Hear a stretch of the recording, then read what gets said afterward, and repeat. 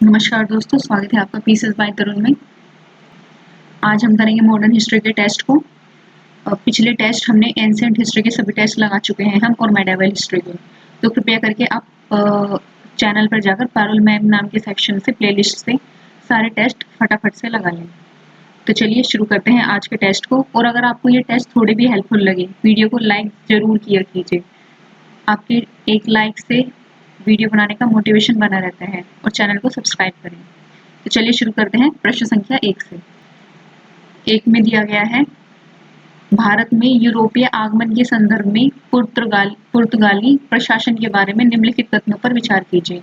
Nino D Cunha Bharat में दूसरे पुर्तगाली वायसराय थे। अब पहले देखो भाई, नीनो डी कुन्हा, पहले तो देखो आप पुर्तगाली से जितने अब आए थे गवर्नर जनरल थे। और सेकेंडली बात यह है, आप इनका ईयर याद करो, ईयर कब आए थे? ये आए थे 1529 में। और भाई जो पुर्तगाली है वे तो आने सबसे पहले आए थे हमारे 1498 के आसपास वास्को डी गामा आया था जब। तो भाई दूसरे नंबर के तो हो ही नहीं सकते। तो फर्स्ट नंबर पर कौन आया था? Francisco de Almeida. आया कब था? ये 1505 के आसपास। और दूसरे नंबर वाला था अल्फांसो डी अल्बुकर्क, ये आया था 1509 में। तो ये इनकरेक्ट हो गया। फ्रांसिस्को डी अल्मेडा ने कार्टेज प्रणाली की शुरुआत की, जो भारतीय महासागर में पुर्तगालियों द्वारा जारी किया जाने वाला एक नौसैनिक व्यापारिक लाइसेंस था। मतलब इन्होंने पूरे जो हिंद महासागर है उस पर अपना आधिपत्य जमा लिया था कि भाई यहाँ से जो भी हमारे से अलावा जो भी अलग कंट्री के लोग बिजनेस करेंगे उनसे हम लूटपाट करेंगे या फिर टैक्स वसूलेंगे। अल्फांसो डी अल्बुकर्क ने गोवा में सती प्रथा को समाप्त किया, ये बात सही है। तो 2 और 3 सही है। Option number B. 2 में देख लेते हैं, सूची को सूची 2 से मिलान करना है। यात्री और निवासी स्थान बताने हैं। Christopher Columbus. कोलंबस कहाँ से थे भाई? ये है स्पेन से, यानी कि 3। वास्को डी गामा, ये है हमारे पुर्तगाली, यानी कि 2। Captain cook great Britain. और अमेरिको वेस्पुनी, ये है इटली के, यानी 3241, यानी ऑप्शन नंबर बी करेक्ट। तीसरे में दिया है, कार्नेलिस डी हाउटमैन भारत आने वाले प्रथम डच नागरिक थे। तो भाई बात ये होगी हमारी सही। पहले कहाँ पाए थे? कैप ऑफ गुड होप में। कैप ऑफ गुड होप कहाँ है भाई? यह है हमारे दक्षिण अफ्रीका में। दूसरा दिया है, डचों की पहली फैक्ट्री 1605 में पूर्वी तट पर सूरत में नहीं लगी थी भाई, लगी थी मसूलीपट्टनम में। तो ये इनकरेक्ट हो गया। तीसरा दिया है, कार्टेल डचों की व्यापारिक व्यवस्था है, ये बात सही है। तो कितने सही होंगे? Option number C. 4 में दिया है, लॉर्ड वेलेजली सर्वप्रथम सहायक संधि प्रणाली का प्रयोग किया। भाई सर्वप्रथम किया था डुप्ले ने, उसके बाद जो पूर्ण रूप से जो जारी किया था वो वेलेजली ने किया था, तो इसलिए गलत हो गया। वेलेजली का उद्देश्य था कंपनी को भारत में सर्वोच्च शक्ति स्थापित करना, सही बात। तीसरा दिया है, सहायक संधि स्वीकार करने वाले मैसूर पहला राज्य था। भाई सबसे पहला था आपका 1798 से 1800 के आसपास, वो था हैदराबाद। हैदराबाद पहले नंबर पे था, मैसूर नहीं था। मैसूर था हमारे दूसरे नंबर पर मैसूर। याद करो भाई, मैसूर आंग्ल मैसूर युद्ध हुआ था सबसे लास्ट वाला जो, उसके बाद से 1799 में। तीसरे नंबर पर तंजौर, चौथे नंबर पर अवध, 5वें पर है पेशवा, पैसे 5 और पैसे पेशवा, 6ठे पे है बरार और 7वें पे है सिंधिया। और सिंधिया को कब करवाया था? फरवरी 1804 में, मतलब 1804 तक चली है प्रक्रिया मिलाने वाली। तो इस प्रकार इसमें होगा ऑप्शन नंबर ए करेक्ट। सूची को सूची 2 से मिलान करना है। प्रथम कर्नाटक युद्ध एक्स ला शापेल की संधि से हुआ था। और कर्नाटक युद्ध कब हुआ था? प्रथम वाला प्रथम कर्नाटक युद्ध हुआ था हमारे 1746 से 1748 में हमारे एक्स ला शापेल की संधि हो गई थी। दूसरा कर्नाटक युद्ध हुआ था पांडिचेरी की संधि के साथ खत्म। तीसरा हुआ था पेरिस की संधि के साथ और चौथा हुआ था मद्रास की संधि के साथ। अब देख लेते हैं दूसरा कर्नाटक युद्ध हुआ कब था हमारा? ये हुआ था 1755। तीसरा कर्नाटक युद्ध हुआ था 1763 में। और फर्स्ट जो आंग्ल मैसूर युद्ध हुए थी किस किस के बीच? अंग्रेजों और मैसूर के राजा हैदर अली के बीच 1769 में। तो क्या होगा इसका आंसर? 1, 1324 1324 किसमें है भाई? Option number A. छठे में देख लेते हैं, निम्नलिखित में से कौन सा डचों द्वारा भारत में स्थापित किया गया व्यापारिक केंद्र नहीं था? अब देख लो भाई, पांडिचेरी। पांडिचेरी पर तो शुरू से लास्ट तक फ्रांसीसियों का ही अधिकार रहा ना, तो इसमें से पांडिचेरी है इसका आंसर। बेदरा का युद्ध फ्रांसीसी और डचों के मध्य नहीं, अंग्रेजों और डचों के मध्य लड़ा गया था बेदरा का युद्ध। और ये हुआ कब था? ये हुआ था 1759 में। पहला गलत।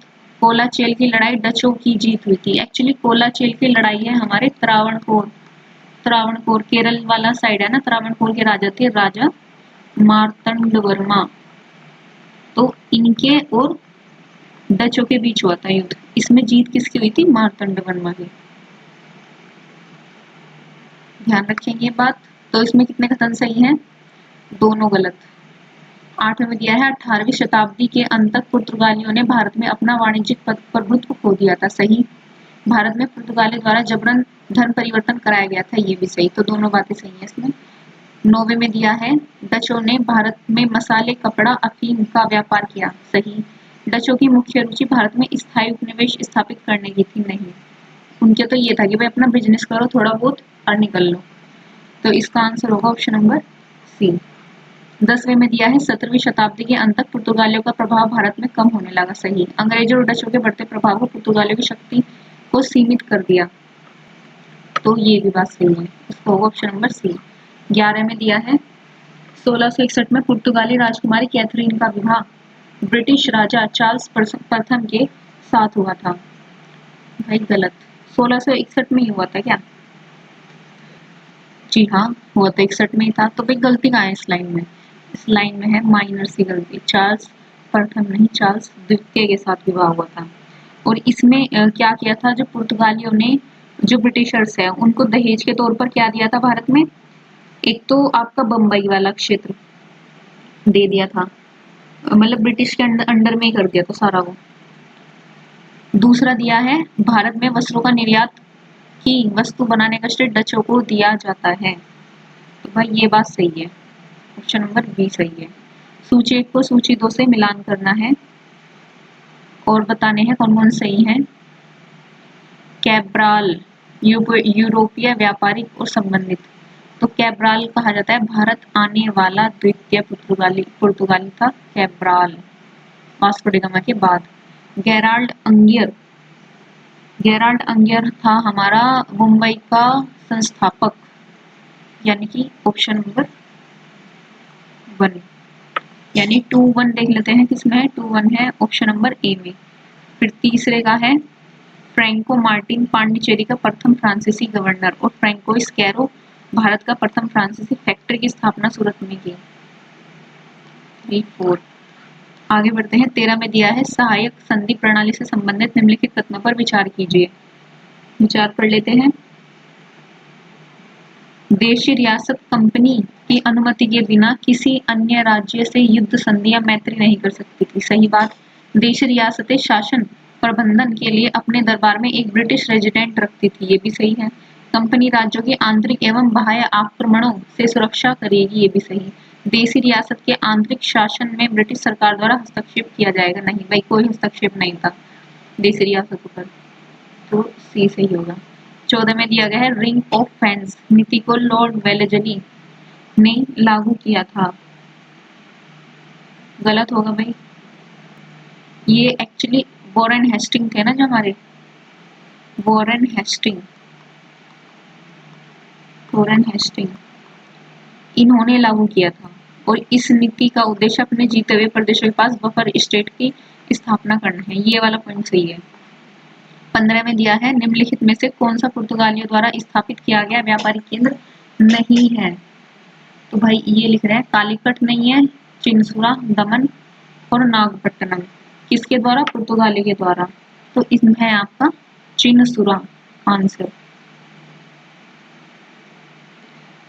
चिनसुरा जो हमारा स्थापित किया था डचों द्वारा, चिनसुरा डचों द्वारा।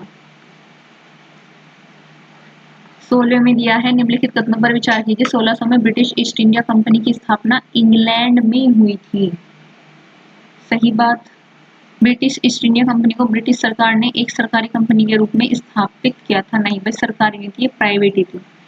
इनको बस भेजा गया था बिजनेस करने के लिए। इसका है ऑप्शन नंबर ए सही। 17वें में दिया है 1813 चार्टर एक्ट ने भारत में ब्रिटिश व्यापारियों के लिए कंपनी के व्यापारिक एकाधिकार को समाप्त कर दिया। सही बात। ब्रिटिश सरकार ने भारतीय व्यापार में स्वतंत्र प्रतिस्पर्धा को बढ़ावा देने के लिए निर्णय लिया था। दोनों बातें सही है, कारण भी सही है। निम्नलिखित कथनों पर विचार कीजिए। द्वैध शासन प्रणाली के अंतर्गत उत्तरदायित्व का अभाव था। सही बात। इस शासन प्रणाली का नकारात्मक प्रभाव बंगाल पर पड़ा, जहां कृषि और उद्योग दोनों का पतन हो गया। ये भी सही, दोनों कथन सही। 19 में दिया है ब्रिटिश सैन्य अभियान यंग हस्बैंड मिशन निम्नलिखित में से किससे संबंधित है? ये संबंधित है आपका तिब्बत से। तो भाई इस मिशन का मतलब क्या था? इस मिशन का मतलब था कि तिब्बत के अंदर जो अवैध रूप से लोग बसे हुए हैं उनको तिब्बत से बाहर निकालना, और तिब्बत और ब्रिटिशर्स के बीच में संधि हुई थी 1904 के आसपास, और उस टाइम पर किसने करवाया था? कर्जन ने संधि को। नाम क्या है उस संधि का? वह ल्हासा की संधि 1904 में हुई थी। आगे बढ़ते हैं। रेगुलेटिंग एक्ट 1773 के अंतर्गत निम्नलिखित कथनों पर विचार कीजिए। गवर्नर जनरल ऑफ बंगाल का पद सृजित किया गया। सही बात। कोलकाता में पहली बार सुप्रीम कोर्ट 74 में बना। इस अधिनियम के अंतर्गत प्रशासनिक विकेंद्रीकरण पर बल दिया गया। नहीं भाई, जो विकेंद्रीकरण का जो बल दिया गया था वो दिया गया था 1861 का भारत परिषद अधिनियम आया था उसके तहत। तो इस प्रकार इसका आंसर हो जाएगा केवल 1 और 2। 21 में दिया है 1611 में मुगल बादशाह शाहजहां ने दरबार में अंग्रेज कैप्टन मिडलटन पहुंचा। किसके दरबार में? शाहजहां के दरबार में। गलत। भाई 1611 के आसपास तो आपका जहांगीर था ना, तो जहांगीर के दरबार में भेजा गया था। 1613 में मछलीपट्टनम में अंग्रेजों का स्थायी कारखाना स्थापित करने की अनुमति प्रदान की। तो भाई ये मछलीपट्टनम नहीं था, ये था हमारा सूरत। तो ये भी इनकरेक्ट हो गया। तो कितने सही हैं? दोनों गलत। ब्रिटिश ईस्ट इंडिया कंपनी द्वारा आरंभ किए गए विभिन्न व्यापारिक केंद्रों को कालक्रमिक तरीके से व्यवस्थित कीजिए। सबसे पहले भाई किसकी स्थापना हुई, फिर किसकी हुई, उस हिसाब से बताना है। तो इसमें किस किसका हुआ है? पहले हुआ है मछलीपट्टनम। अंग्रेजों ने स्थापना की थी किसके आसपास? 1623 के आसपास। और मद्रास वाली हुई है 1639 में। और उड़ीसा वाला हुआ है आपका 1635 में। और हुगली ये है 1651। अब देख लेते हैं। सबसे पहले आया है मछलीपट्टनम, फिर 1324 देखते हैं कौन सा ऑप्शन है। यह ऑप्शन नंबर सी में। आगे बढ़ते हैं। 23 में दिया है 1833 charter act British east India company के लिए एक महत्वपूर्ण सुधार था। सही। इस अधिनियम के तहत कंपनी का व्यापारिक कार्य समाप्त कर दिया गया और उसे केवल प्रशासनिक कार्य तक ही सीमित रखा गया। ये भी बात सही है, तो कारण भी सही है इनका। निम्नलिखित में से किस मुगल सम्राट द्वारा कंपनी को व्यापारिक महाधिकार या मैग्ना कार्टा प्रदान किया गया था? ये किया गया था भाई फर्रुख शेर द्वारा। कब किया गया था? 1717 के आसपास। 25 में दिया गया है फ्रांस के सम्राट लुई 14वें के मंत्री फ्रैंकोइन गैरो के प्रयास से फ्रेंच ईस्ट इंडिया कंपनी की स्थापना हुई। भाई इसमें जो फ्रैंकोइस गैरो है, इसने तो सूरत में इनकी जो कारखाना था वो स्थापित करवाया था। यहाँ आवेगा आपका कोलबर्ट कर था इसका मंत्री, कोलबर्ट। इसकी सहायता से करी थी इसने स्थापना। दूसरा दिया है 1668 में कोलबर्ट द्वारा सूरत में प्रथम फ्रांसीसी फैक्ट्री स्थापना की गई। कोलबर्ट नहीं, फ्रैंकलिन कैरोल। ये भी इनकरेक्ट। एक निजी व्यापारिक कंपनी है। नहीं भाई, सरकार का भी हिस्सा था इसमें, जो भी पुर्तगाली सरकार थी वो, या फ्रांसीसी। 26 में दिया है फ्रांसीसी ईस्ट इंडिया कंपनी का मुख्य व्यापारिक केंद्र पुडुचेरी या पांडिचेरी था। सही बात। पांडिचेरी 1676 में फ्रांसीसी गवर्नर फ्रैंको मार्टिन के अधिकार में कर लिया। दोनों बातें सही हैं, कारण भी सही है। 27 में दिया है वांडीवाश का युद्ध ब्रिटिश और डचों के बीच लड़ा गया था। नहीं, तो भाई वांडीवाश का युद्ध पहले देख लो लड़ा कब गया था। ये लड़ा गया था 1760 में। और भाई इससे पहले बेदरा का युद्ध हुआ था 1759 में, और ये ब्रिटिश और फ्रांसीसियों के मध्य लड़ा गया था। दूसरा दिया है सूरत में फ्रांसीसी ईस्ट इंडिया कंपनी द्वारा अपना पहला व्यापारिक केंद्र स्थापना की गई। ये सही है, केवल 2 सही। ल्हासा की संधि तिब्बत से रिलेटेड है। पहले का देख लो, पहला एक ही में आ रहा है भाई, बी में। सुगोली की नेपाल से, गंडमडक अफगानिस्तान, श्रीरंगपट्टनम मैसूर से। 29 में दिया है प्रथम कर्नाटक युद्ध से संबंधित निम्नलिखित कथनों पर विचार कीजिए। यह युद्ध फ्रांस और ब्रिटेन के मध्य लड़ा गया। सही। इस युद्ध का तात्कालिक कारण फ्रांसीसी द्वारा ब्रिटिश जहाजों पर कब्जा करना था। ये उल्टा लिखा हुआ है, इसमें ब्रिटिशर्स द्वारा फ्रांसीसी जहाजों पर कब्जा करना था इसका तात्कालिक कारण, तो ये इनकरेक्ट हो गया। इस युद्ध की समाप्ति एक्स-ला शापेल की संधि 1748 के साथ हुई। ये बात सही है, तो कितने सही होगी, 1 और 3। 30 में दिया है कर्नाटक युद्ध का मुख्य कारण ब्रिटिश और फ्रांसीसी कंपनियों के बीच भारत में व्यापारिक वर्चस्व की प्रतिस्पर्धा थी। सही। ब्रिटिश और फ्रांसीसी कंपनियां स्थानीय शासकों को अपने पक्ष में करने का प्रयास कर रही थी। ये भी बात सही है, दोनों बातें सही है, कारण सही है। 31 में दिया है द्वितीय कर्नाटक युद्ध के से संबंधित निम्नलिखित कथनों पर विचार कीजिए। पहले देखो भाई, द्वितीय कर्नाटक युद्ध हुआ कब से कब तक था। ये हुआ था 1749 से 1754 तक। आप देख लेते हैं पहला पॉइंट, इस युद्ध को सैन टोमे के नाम से जाना जाता है। भाई सैन टोमे प्रथम वाला जो हमारा कर्नाटक युद्ध था उसको जाना जाता है सैन टोमे नाम से, तो ये गलत हो गया। दूसरा दिया है द्वितीय कर्नाटक युद्ध 49 से 54 ब्रिटिशों और फ्रांसीसियों को निर्णायक रूप से पराजित कर दिया। भाई ये भी बात सही है। तीसरा दिया है फ्रांसीसी कमांडर डुप्ले की भारत में रणनीतिक असफलता के कारण उसे फ्रांस वापस बुला लिया गया। ये भी बात सही है, तो कितने कथन सही होगी, 2 और 3। 32 में दिया है तृतीय कर्नाटक युद्ध से संबंधित निम्नलिखित कथनों पर विचार कीजिए। पहला देखो भाई, 1758 से 1763 तक चला तृतीय कर्नाटक युद्ध। यह युद्ध सप्तवर्षीय युद्ध का ही विस्तार था। सही। इस युद्ध की समाप्ति पेरिस की संधि से हुई। ये भी सही है, दोनों बातें सही है। इलाहाबाद की संधि से संबंधित निम्नलिखित कथनों पर विचार कीजिए।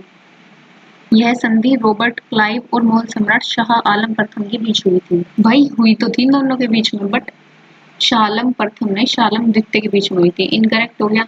इस संधि के अंतर्गत मुगल सम्राट को दीवानी अधिकारों के बदले में 24 लाख की वार्षिक पेंशन का वादा किया गया।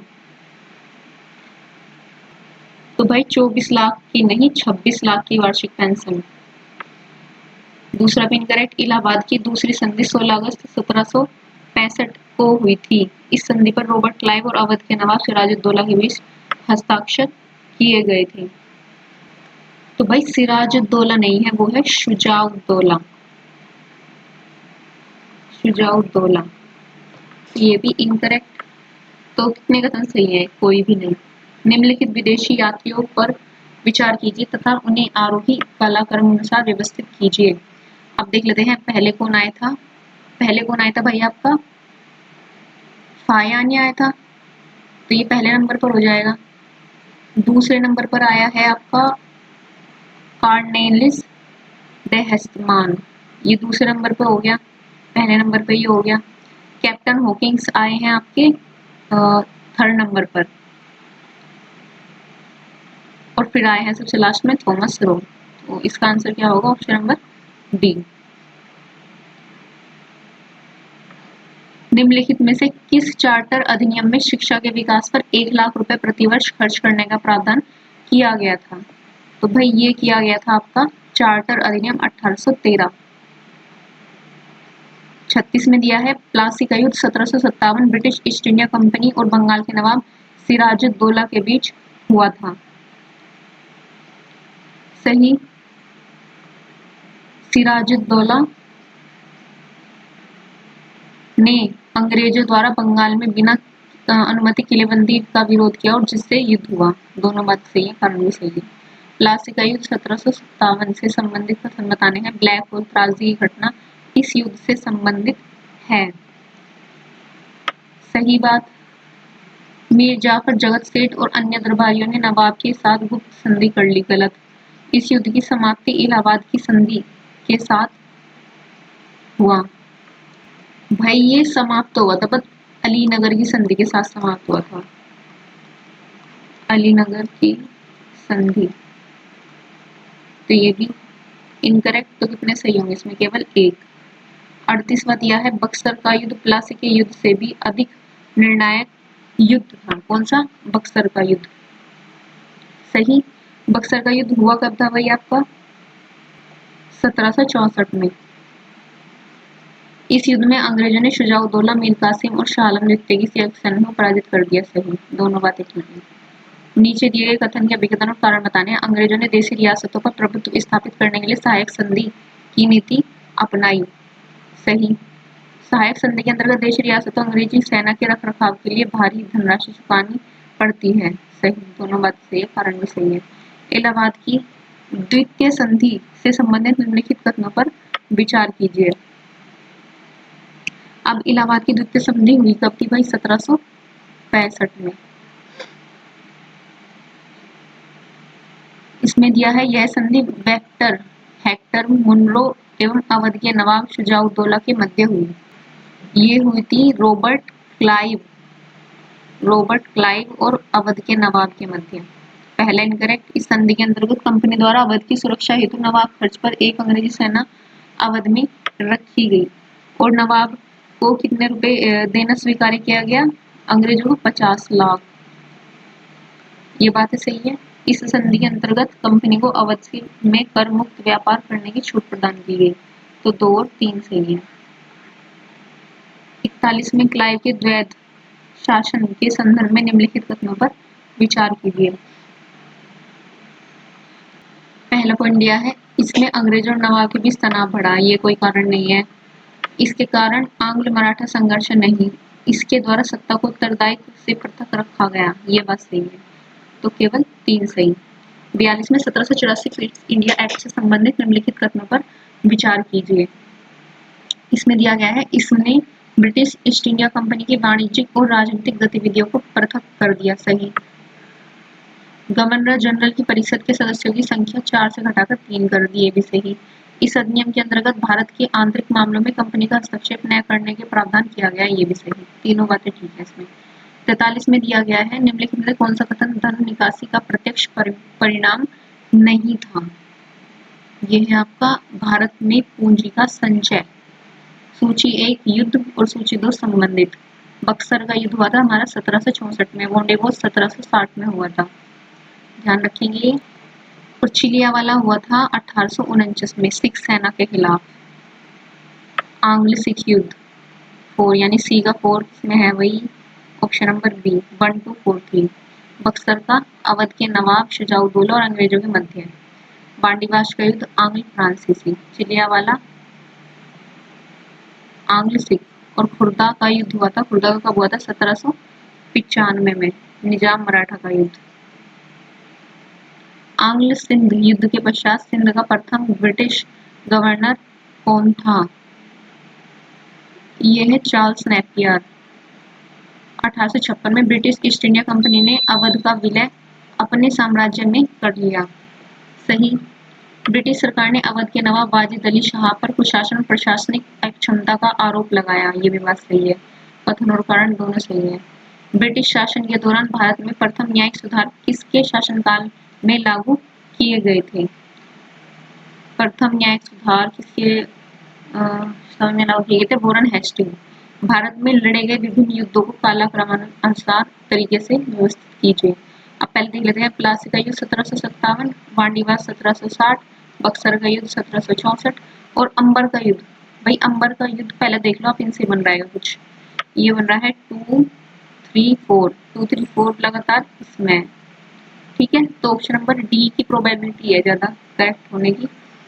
हाँ तो भाई डी ही सही है। और जिसमें अंबर का युद्ध है वो हुआ था आपका 1749 में। चार्टर अधिनियम 1853 से संबंधित निम्नलिखित कथनों पर विचार कीजिए। चार्टर अधिनियम 1853 ने ब्रिटिश ईस्ट इंडिया कंपनी के व्यापारिक एकाधिकार को समाप्त कर दिया। तो भाई 53 के तहत हुआ था ये सब? नहीं। ब्रिटिश सरकार भारतीय प्रशासन को सीधे अपने नियंत्रण में लेना चाहती थी? नहीं। बीच बीच में भाई राजा भी तो देश रियासतें वगैरह भी थी, तो इसका होगा ऑप्शन नंबर डी। फ्रांसीसी ईस्ट इंडिया कंपनी की असफलता का मुख्य कारण क्या था? कमजोर नेतृत्व और प्रशासनिक विफलता, ब्रिटिश नौसेना की श्रेष्ठता, वित्तीय संसाधनों की कमी, उपरोक्त सभी होगा इसका आंसर। आगे बढ़ते हैं। दिया गया है निम्नलिखित कथनों पर विचार कीजिए। हैदराबाद के स्वतंत्र राज्य आसफ जाही वंश का संस्थापक निजाम उल मुल्क था। मुगल बादशाह फर्रुख शेर द्वारा निजामुल मुल्क को दक्कन का सूबेदार नियुक्त किया गया। निजामुल मुल्क ने हिंदुओं के प्रति कठोर नीति अपनाई। तो इसमें भाई होगा केवल एक सही।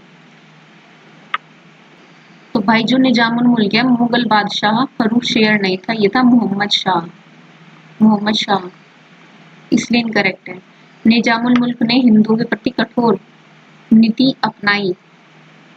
तो भाई ये कठोर नहीं था, ये हिंदुओं के प्रति काफी उदार था।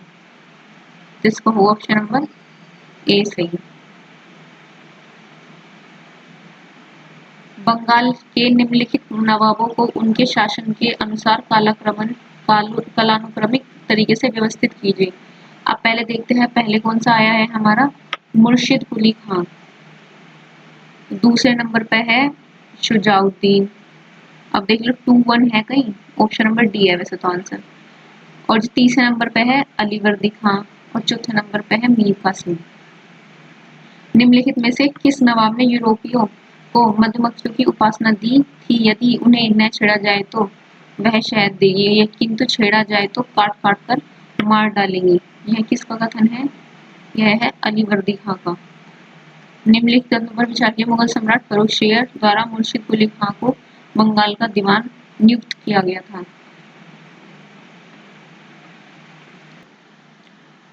ये गलत होगा।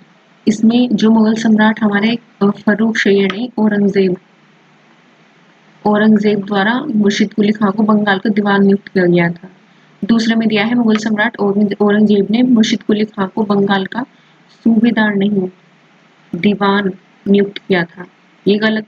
मुर्शिद कुली खां ने बंगाल की राजधानी ढाका के स्थान में मुर्शिदाबाद को बनाया, ये सही है। तो कौन सा योग इसमें ऑप्शन नंबर बी, केवल 3।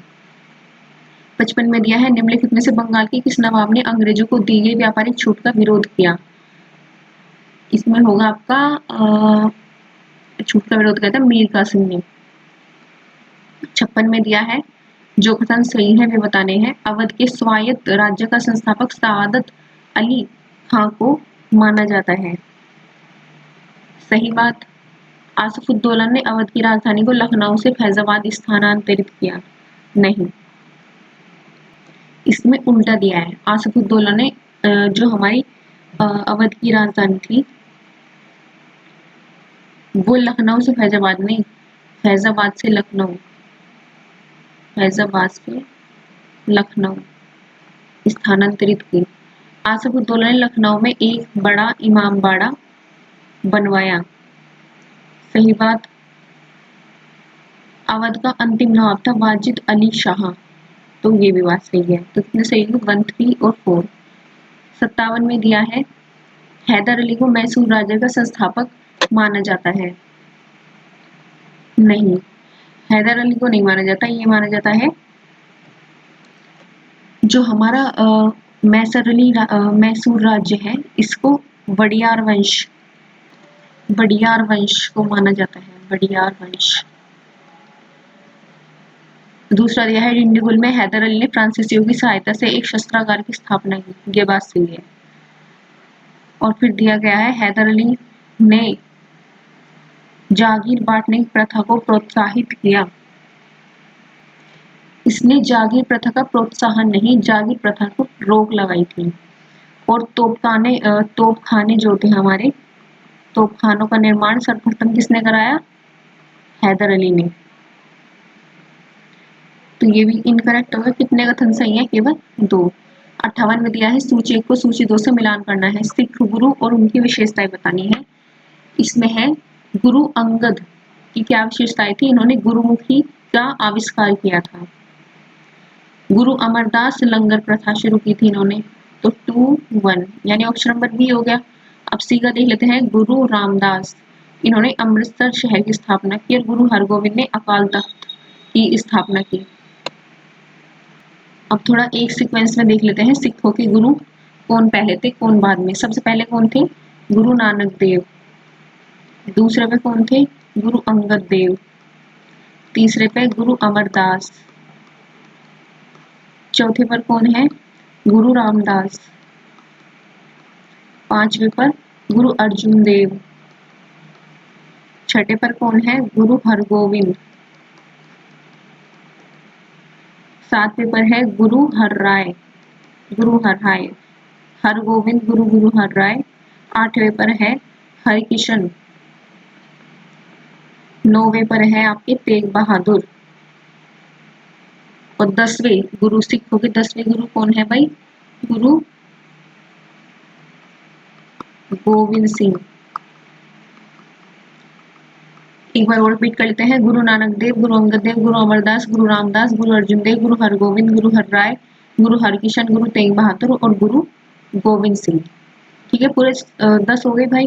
कालाक्रम अनुसार पूछा जा सकता है पेपर में। अब गुरु अंगद देव ने गुरुमुखी का आविष्कार किया, अमरदास ने लंगर, रामदास ने अमृत शहर की स्थापना की और गुरु हरगोविंद जो छठे थे, गुरु रामदास 4th नंबर के, गुरु अमरदास आपके तीसरे नंबर के, गुरु अंगद देव आपके 2nd नंबर के, हरगोविंद ने आपकी अकाल तख्त की स्थापना की। आगे बढ़ते हैं, 59 में दिया है वुड डिस्पैच के बारे में निम्नलिखित कथन में से कौन से सत्य हैं वे बताने हैं। सहायता अनुदान व्यवस्था, ग्रांट्स इन एड की शुरुआत की गई, सही। लंदन विश्वविद्यालय की तर्ज पर भारत में कलकत्ता, मुंबई, मद्रास में एक विश्वविद्यालय की स्थापना की सिफारिश की गई, सही। शिक्षा के सभी स्तरों पर शिक्षण माध्यम के रूप में अंग्रेजी भाषा की सिफारिश की गई, नहीं।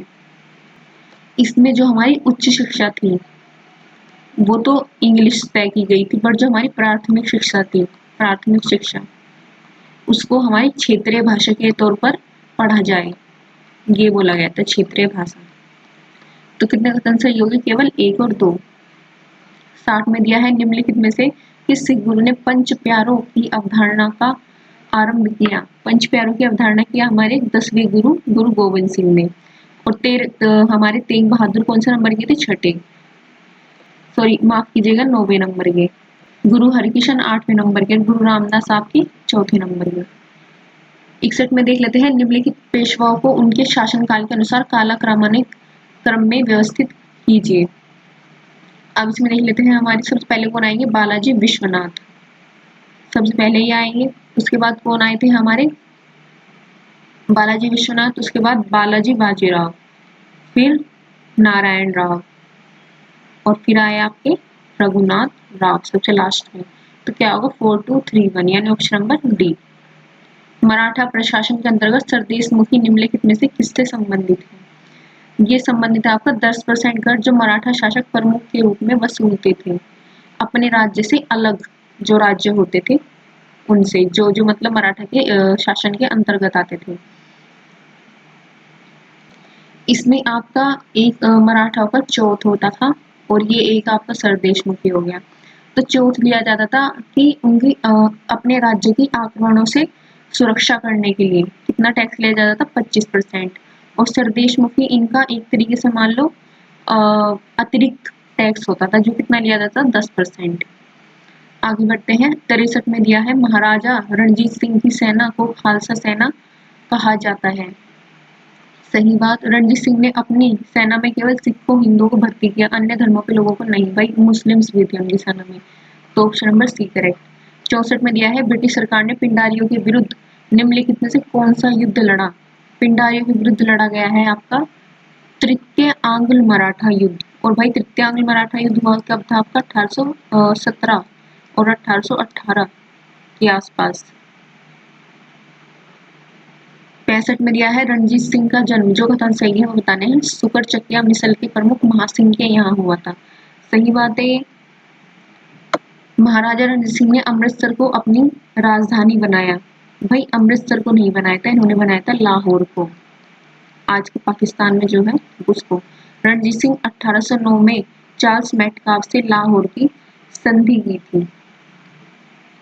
तो भाई संधि तो उन्होंने की थी बट लाहौर की नहीं, अमृतसर की, अमृतसर की संधि की थी 1809 में ही की थी चार्ल्स मेटकाफ के साथ। तो ये भी इनकरेक्ट, तो कितने सही है, केवल एक। 66 में दिया है टीपू सुल्तान से संबंधित निम्नलिखित कथनों पर विचार कीजिए। अब देख लेते हैं। उसने अपनी राजधानी श्रीरंगपट्टनम में स्वतंत्रता पूर्वक वृक्ष लगवाए, सही। उसने स्वयं को जैकोबिन क्लब का सदस्य बताया। उसने नौसेना के विकास पर ध्यान, भाई नौसेना पर ही मेन ध्यान दिया था, तो इनकरेक्ट हो गया। उसने रैयतवाड़ी व्यवस्था के स्थान पर जमींदारी व्यवस्था को अपनाया, वही उल्टा लिखा है, रैयतवाड़ी को ही अपनाया था। ये इसका आंसर होगा ऑप्शन नंबर ए। 67 में सूची 1 को सूची 2 से मिलान करना है। तो भाई सूरत की संधि आपकी 1775 में हुई थी। नागपुर की जो संधि हुई थी आपके लगभग 1816। तृतीय आंग्ल मराठा युद्ध हुआ था ना हमारा 1817 में, उससे पहले नागपुर की संधि हुई थी। संधि हुई किस किस के बीच में थी? भोसले व अंग्रेजों के बीच में। और सूरत की संधि मराठा के रघुनाथ राव और अंग्रेजों के बीच में। तो 1775 इसका एक हो गया। नागपुर की संधि 1816 यानी कि 3 हो गया। 1 3 देखो भाई किस ऑप्शन में आ रहे, 1 और 3 है तो भाई ऑप्शन नंबर बी में। अब आगे देख लेते हैं। सी में दिया है राजपुर घाट की संधि, ये हुई थी 1805 में। और हुई किस किस के बीच में? राजपुर घाट की संधि हुई थी हमारी होलकर, सिंधिया के जो होलकर थे और अंग्रेजों के बीच में। कब हुई थी? 1805 में, यानी कि 2। और देवगांव की संधि भाई ये हुई थी हमारी 1803 में। तो इस देवगांव की संधि किस किस के बीच हुई थी? भोसले और अंग्रेजों के बीच। ये भी भोसले और अंग्रेजों के बीच हुई थी, नागपुर की और देवगांव की। तो ये हो गया आपका चौथा। तो 1 3 2 4 हो गया। एक और आपकी इंपोर्टेंट संधि हुई थी अर्जुन गांव की संधि, ये भी आपके 1803 में ही हुई थी किसके बीच में? सिंधिया और अंग्रेजों के बीच में। ध्यान रखेंगे। आगे बढ़ते हैं। 68 में दिया है सालबाई की संधि के कारण नाना फडणवीस व अंग्रेजों के साथ संबंध मजबूत कर लिए। सालबाई की संधि के कारण नाना फडणवीस ने अंग्रेजों के साथ संबंध मजबूत कर लिए। और भाई सालबाई की संधि हुई कब थी? लगभग 1782 में, ब्रिटिश ईस्ट इंडिया कंपनी और मराठाओं के बीच। यह संधि नाना फडणवीस और अंग्रेजों के बीच एक स्थायी गठबंधन था। नहीं भाई इन दोनों के बीच तो हुई थी संधि, बट कोई स्थायी गठबंधन नहीं था ये, कोई स्थायी रूप से युद्ध विराम के लिए संधि नहीं हुई थी। तो इसका होगा ऑप्शन नंबर सी। 69 में दिया है बेसिन की संधि। बेसिन की संधि हुई कब थी भैया आपकी? 1802 में, रघुनाथ राव और अंग्रेजों के बीच हुई थी। भाई हुई तो थी ये मराठा उसके, पर मराठा का राजा कौन था उसमें? बाजीराव सेकंड। ध्यान रखेंगे ये बात। तो ये ऑप्शन गलत हो गया। इस संधि के अंतर्गत पेशवा अब बिना ब्रिटिश अनुमति के किसी भी अन्य भारतीय शक्ति से संधि नहीं कर सकते थे, सही। इसका होगा ऑप्शन नंबर बी। प्रथम आंग्ल मैसूर युद्ध, पहला देख लो, प्रथम आंग्ल मैसूर युद्ध हुआ था 1767 और 1769। इस युद्ध के समय वॉरेन हेस्टिंग गवर्नर जनरल थे। नहीं भाई, वॉरेन हेस्टिंग नहीं थे, ये थे हैरी बैरेलिस्ट। दूसरा दिया है इस युद्ध को हैदर अली पराजित हुआ था। भाई हैदर अली पराजित नहीं हुआ था इस युद्ध में, अंग्रेज पराजित हुए थे। ये भी इनकरेक्ट होगा। इस युद्ध की समाप्ति मद्रास की संधि से हुई, ये बात सही है। तो कितने कथन सही है? केवल ए। श्रीरंगपट्टनम की संधि किस आंग्ल मैसूर युद्ध से संबंधित है? ये है आपका तृतीय आंग्ल मैसूर युद्ध के पश्चात हुई थी हमारी श्रीरंगपट्टनम की संधि। और तृतीय आंग्ल मैसूर युद्ध हुआ कब तक? 1790 से 1792। प्रथम आंग्ल मैसूर युद्ध अभी देखा था ना हमने, प्रथम आंग्ल मैसूर युद्ध हुआ था आपका 1767 से 1769। 72 में दिया गया है प्रथम आंग्ल मराठा युद्ध निम्नलिखित में से किस ब्रिटिश गवर्नर के कार्यकाल में हुआ था। हुआ कब था? 1775 से 82 के आसपास। और उस टाइम पे हमारे गवर्नर कौन थे भाई? Warren Hasting. जस्ट आपकी 1776 में सुप्रीम कोर्ट की स्थापना हुई थी। 73 का रेगुलेटिंग एक्ट आया था, उसके बाद वॉरेन हेस्टिंग गवर्नर जनरल थे हमारे। 73 में सूची 1 को सूची 2 से मिलान करना है, गवर्नर जनरल और संबंधित विषय बताने हैं। इसमें कार्निवालिस का किससे रिलेटेड है? ये है आपका स्थायी बंदोबस्त। वेलेजली सहायक संधि प्रणाली, डलहौजी व्यक्तिगत का सिद्धांत और विलियम बेंटिंग 1829 रेगुलेशन एक्ट, 1829 वाला रेगुलेशन एक्ट, जिसके तहत हमारे जो सती प्रथा है, सती प्रथा को गैर कानूनी कहा गया था। ध्यान रखेंगे इस बात को,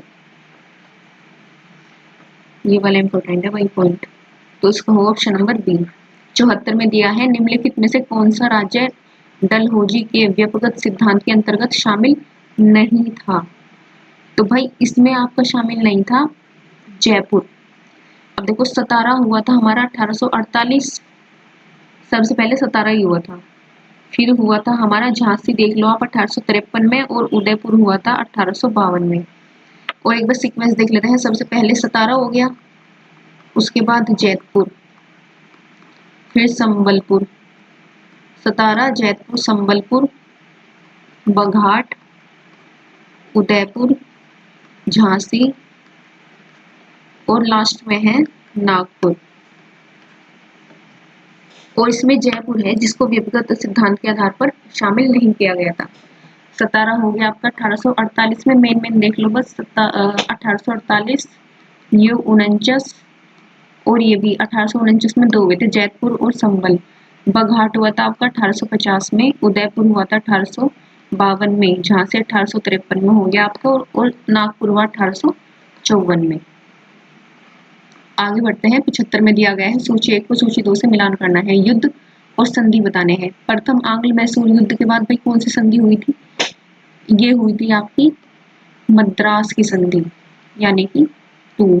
द्वितीय एंग्लो मैसूर युद्ध के बाद कौन सी हुई थी आपकी? मैंगलोर की संधि। द्वितीय आंग्ल मैसूर के बाद मैंगलोर की संधि हुई कब थी? द्वितीय आंग्ल मैसूर युद्ध हुआ कब था भाई? 1780।